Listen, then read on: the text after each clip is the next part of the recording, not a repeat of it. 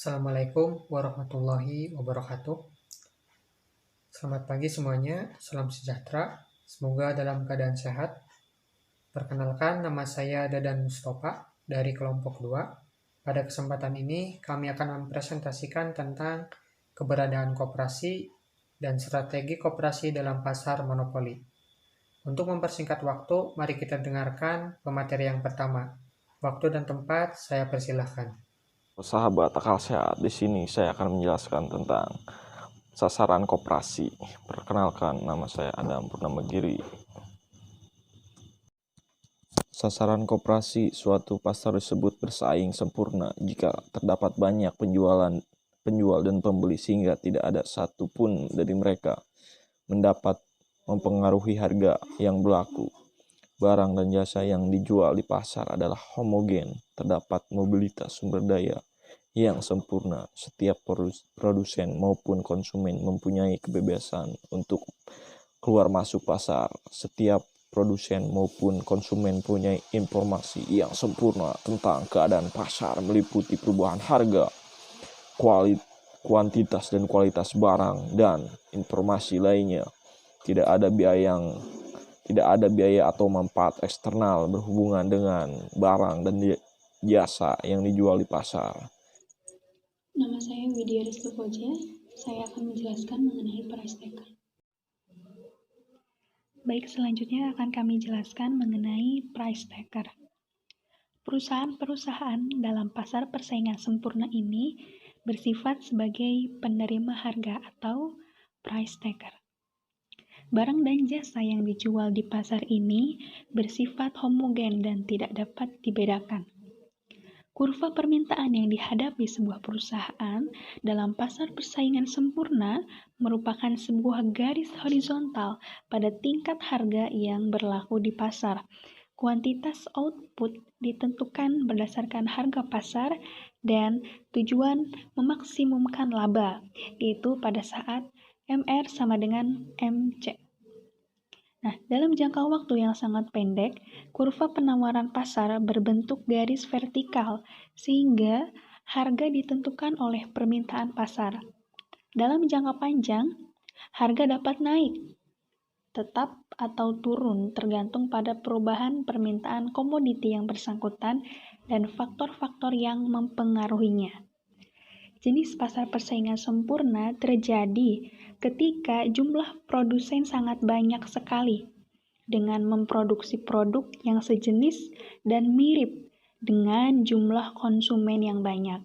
Contoh produknya adalah beras, gandum, batu bara, kentang, dan minyak goreng. Perkenalkan, nama saya Nur Amelia DP. Saya akan membahas materi tentang koperasi dalam pasar persaingan sempurna. Koperasi dalam pasar persaingan sempurna.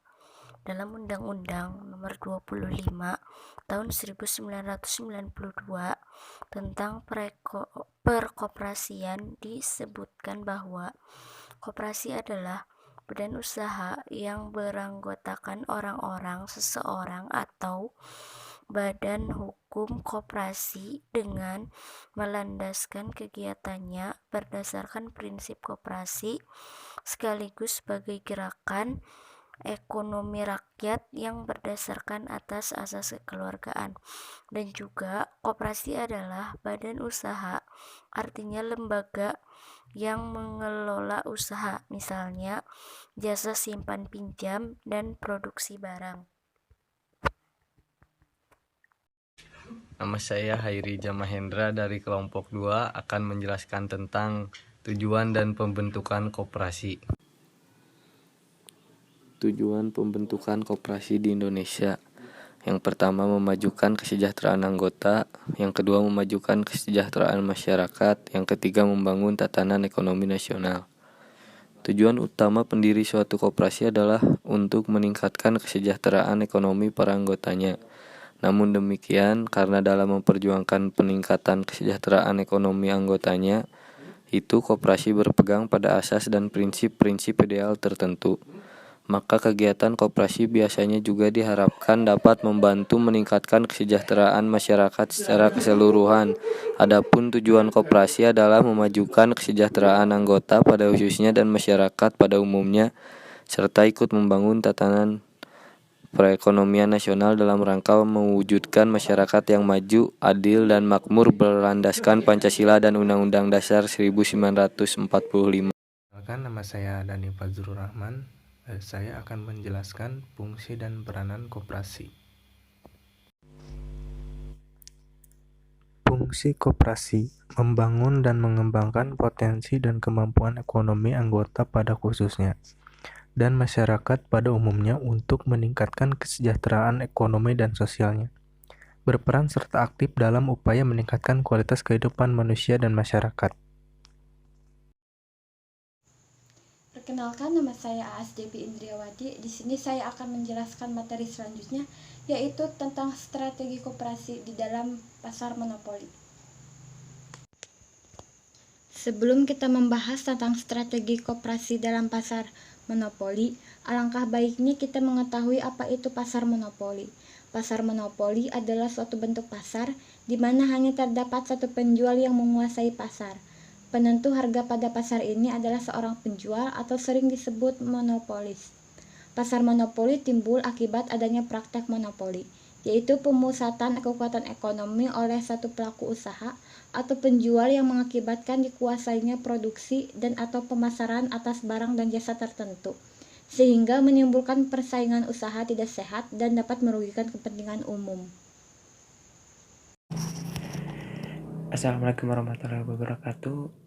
Perkenalkan, nama saya Muhammad Iqbal Putra dari kelas manajemen 3A, kelompok 2 manajemen koperasi dan UMKM. Saya akan melanjutkan apa yang telah dijelaskan oleh teman saya. Saya akan menjelaskan mengenai ciri-ciri pasar monopoli. Di sini saya akan melanjutkan apa yang telah dijelaskan oleh rekan saya. Saya akan menjelaskan mengenai ciri-ciri pasar monopoli. Yang pertama yaitu hanya ada satu produsen. Di dalam pasar monopoli terdapat hanya ada satu produsen yang berkuasa terhadap suatu produk tersebut. Produsen tersebut dapat menentukan harga tanpa pengaruh dari pembeli. Dengan kata lain, produsen atau penjual bertindak sebagai penentu harga atau price maker dan memonopoli pasar. Namun produsen juga tidak dapat secara bebas menentukan harga produk tersebut semaunya, harus sesuai dengan nilai barang tersebut. Yang kedua, barang yang diproduksi tidak ada substitusi. Produk yang dijual merupakan barang pokok yang harus ada serta dibutuhkan oleh masyarakat luas dan tidak ada substitusi. Tidak ada perusahaan lain yang dapat menyediakan produk tersebut. Yang ketiga yaitu produsen baru sulit masuk ke pasar monopoli. Banyak sekali hambatan untuk produsen baru masuk ke dalam pasar monopoli yang telah dikuasai oleh satu perusahaan. Hambatannya diantaranya yaitu yang pertama, hambatan legalitas yang diatur dalam undang-undang. Yang kedua, hambatan teknologi tinggi sehingga sulit membuat barang yang sejenis. Yang ketiga yaitu hambatan modal yang besar untuk membuat barang tersebut. Yang keempat, produsen menjadi penentu harga. Seperti sudah dijelaskan di dalam poin yang pertama, produsen tersebut menjadi price maker untuk barang tersebut. Namun, produsen tidak bisa mempengaruhi harga dan output produk lain yang dijual dalam perekonomian.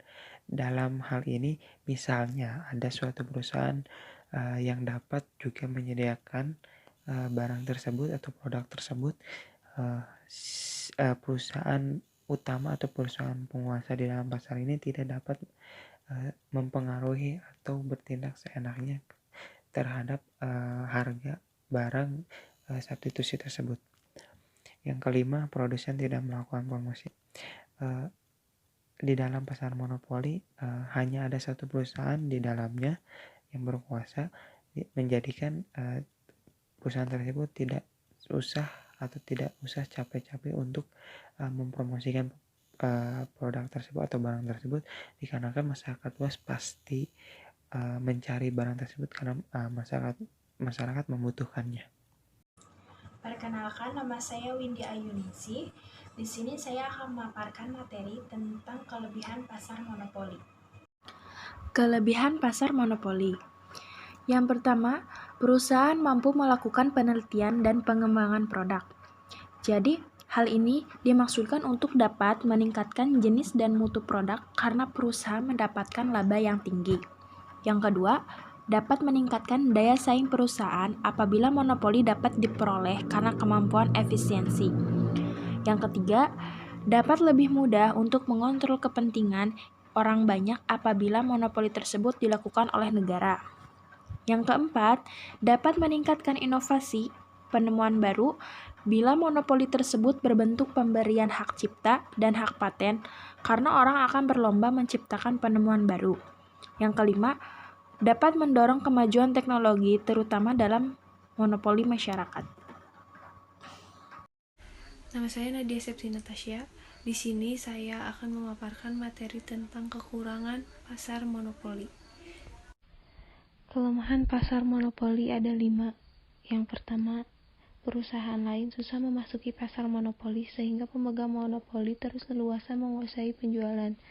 Yang kedua, menciptakan ketimpangan distribusi pendapatan karena keuntungan yang didapat monopolis atau pemegang monopolis terlalu besar dan diterima secara terus-menerus. Yang ketiga, jumlah produksi yang dijual bergantung pada keinginan monopolis sehingga dapat menyulitkan konsumen. Yang keempat, yaitu bisa timbul eksploitasi terhadap pemilik faktor produksi karena dibayar dengan harga rendah dan eksploitasi terhadap pembeli karena penetapan harga jual yang tinggi. Kemudian yang kelima, konsumen tidak bisa berpindah ke perusahaan lain meskipun merasa dirugikan. Nama saya Lali Pajriah. Di sini saya akan memaparkan materi terakhir mengenai strategi koperasi dalam pasar monopoli.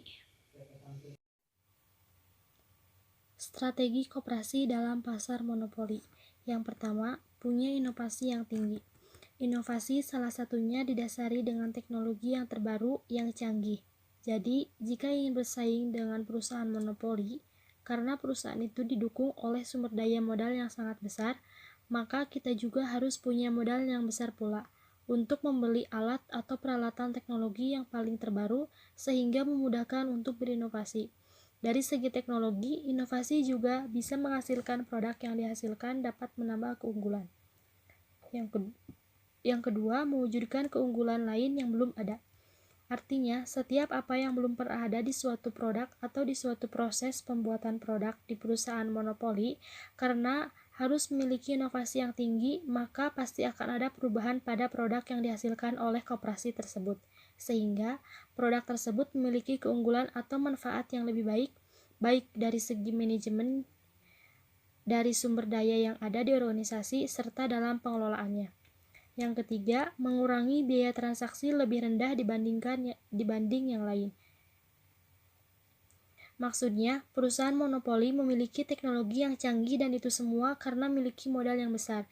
Jadi, ketika teknologinya canggih dan kalaupun memiliki manajemen yang baik, maka proses produksi akan menekan biaya produksi seminimal mungkin sehingga biaya-biaya transaksi berupa produksi itu, entah itu dari bahan baku atau dari yang lainnya, akan ditekan biayanya. Nah, jika koperasi ingin bersaing, maka harus bisa lebih menekan biaya lebih rendah dari itu, sebab karena di sana akan ada persaingan harga di antara koperasi dan perusahaan monopoli, yang mana masyarakat akan menyukai produk yang memiliki harga yang lebih rendah. Sekian presentasi dari kami. Mohon maaf bila ada kesalahan dan kekurangannya. Apabila ada yang ditanyakan, silakan ditanyakan. Ditutup saja dengan wabillahi taufiq wal hidayah. Wassalamualaikum warahmatullahi wabarakatuh.